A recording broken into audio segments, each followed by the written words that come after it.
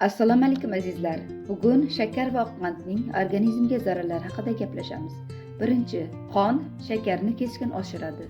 Oq qand va ortiqcha shakar qonda glyukoza darajasini tez ko'taradi, insulinga zo'riqish beradi.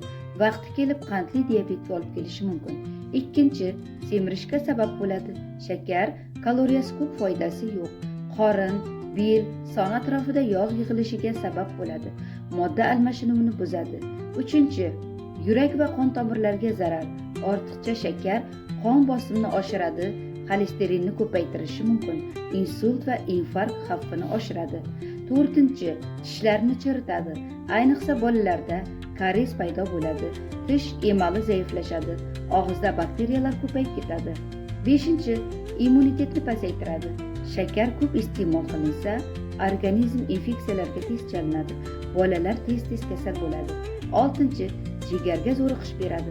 Oq qand jigarda yog' yig'ilishiga sabab bo'ladi, jigar gepatozi xavfini oshiradi. Yettinchi, terini erta qaritadi. Shakar terini bo'shashtiradi, yuzda toshma, dog'lar chiqishiga sabab bo'ladi, ajinni tezlashtiradi.